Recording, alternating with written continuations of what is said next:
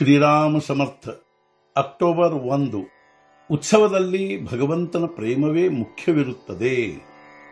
ಉತ್ಸವದ ನಿಮಿತ್ತದಿಂದ ನಿಮಗೆಲ್ಲರಿಗೂ ಬಹಳ ಕಷ್ಟವಾಗಿರುತ್ತದೆ.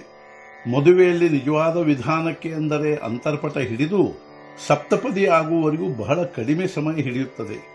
ಆದರೆ ಈ ಸಂಸ್ಕಾರದ ಮಹತ್ವ ಹಾಗೂ ಗಾಂಭೀರ್ಯವು ಮನಸ್ಸಿನ ಮೇಲೆ ದೃಢವಾಗಿ ಆಗಬೇಕೆಂದು 4 ದಿವಸಗಳವರೆಗೂ ಸಮಾರಂಭ ಮಾಡುತ್ತಾರೆ. ಅದರಂತೆ ಉತ್ಸವದಲ್ಲಿ ಭಗವಂತನ ಪ್ರೇಮವು ಮುಖ್ಯವಿರುತ್ತದೆ. ಉಳಿದ ಆನಂದ ಹಾಗೂ ಉತ್ಸಾಹಗಳು ಅದಕ್ಕೆ ಪೋಷಕವಾಗಿರುತ್ತವೆ.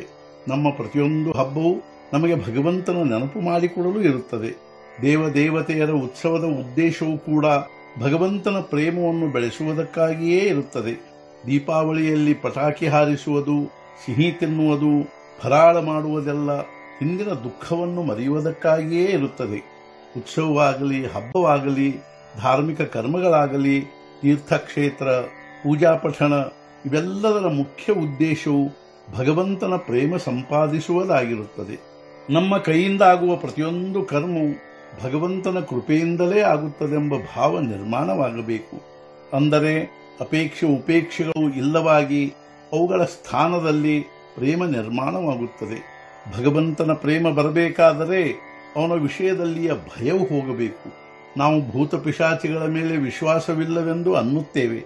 ಆದರೆ ಯಾರಾದರೂ ಮಂತ್ರ ಮಾಟ ಮಾಡಿಸುವವರು ಭೆಟ್ಟಿಯಾದರೆ ಅಥವಾ ಭೂತಬಾಧೆಯಾದ ಮನುಷ್ಯನನ್ನು ನೋಡಿದರೆ ನಮಗೆ ಭಯವಾಗುತ್ತದೆ. ಭೂತ ಪಿಶಾಚಿಗಳ ವಿಷಯದಲ್ಲಿ ಆಗುವ ಭಯವು ದೇವರ ವಿಷಯದಲ್ಲಿ ಆದರೆ ನಮಗೆ ಅವನ ಬಗ್ಗೆ ಪ್ರೇಮ ಹೇಗೆ ನಿರ್ಮಾಣವಾದೀತು? ಆದ್ದರಿಂದ ಮೊದಲು ದೇವರ ವಿಷಯದಲ್ಲಿಯ ಭಯವನ್ನು ಮನಸ್ಸಿನಿಂದ ತೆಗೆದುಹಾಕಿರಿ. ದೇವರು ಎಂದೂ ಯಾರಿಗೂ ಕೆಡಕು ಮಾಡುವುದಿಲ್ಲವೆಂದು ವಿಶ್ವಾಸ ಹೊಂದಿರಿ.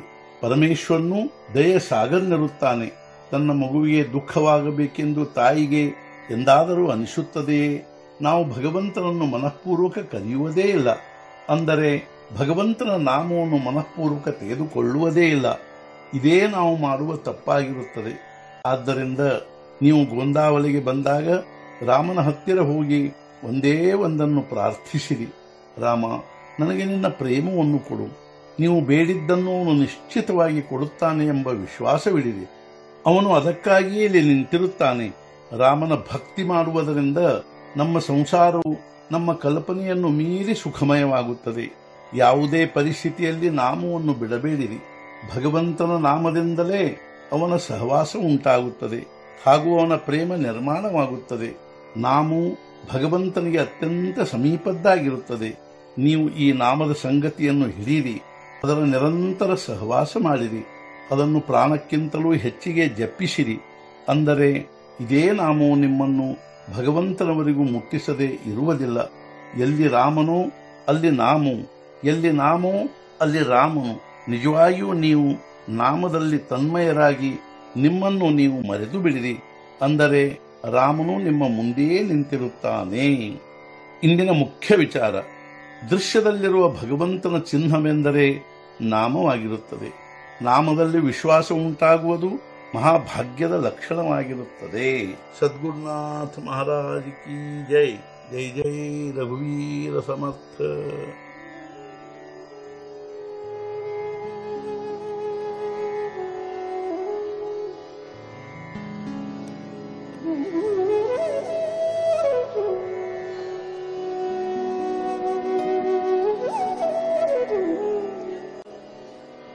Mm-hmm.